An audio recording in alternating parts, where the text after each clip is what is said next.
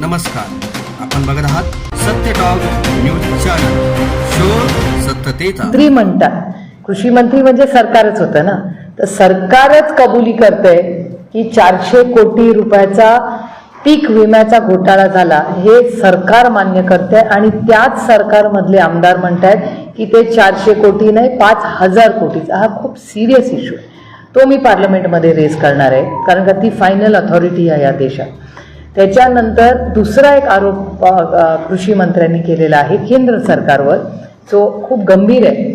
ते असं म्हणाले की अनेक गोष्टी आम्हाला इम्प्लिमेंट करायच्या आहेत, पण केंद्र सरकारकडून निधी येत नाहीये। हे पण मी तुमच्या चॅनलवर पाहिलेलं आहे ते स्टेटमेंट। ते एक स्टेटमेंट म्हणजे केंद्र सरकार महाराष्ट्रातल्या शेतकऱ्यांना का पैसे देत नाहीत आणि त्याची कबुली कृषी मंत्र्यांनीच केली आहे। आणि तिसरी कबुली की 4 ते 5% ह्या भ्रष्टाचार होतोच, हे पण मी तुमच्या चॅनलवर पाहिलं। हे 3 अतिशय गंभीर स्टेटमेंट्स आहेत, कारण आपल्याला आठवत असेल की माननीय प्रधानमंत्री कुठल्याही पक्षाचे असले तरी आज ते देशाचे प्रधानमंत्री आहेत। भ्रष्टाचार मुक्त भारत करणार, आणि याच्यासाठी मी स्वतः पार्लमेंटमध्ये अनेक वेळा म्हणले की तुम्ही असं करणार असाल तर ताकदीने आम्ही तुमचं विरोधी पक्षात असलो तरी समर्थन करू, सगळे म्हणून देश पहिला असं एकत्र काम करू। हे तिन्ही भ्रष्टाचाराचे आरोप झालेले आहेत। आणि एक चौथा हार्वेस्टरचा, प्रत्येक हार्वेस्टरमुळे मागे 8 लाख रुपये शेतकऱ्यांना मागितले सरकारने, हे पण मी तुमच्याच चॅनलवर पाहिले।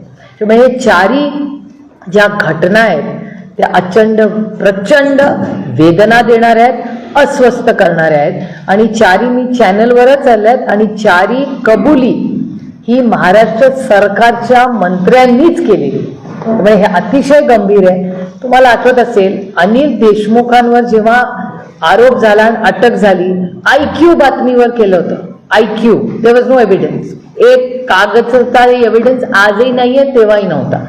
आणि त्यात तुम्ही सगळ्यांनी माहिती आहे देशाच्या समोर काय झालं।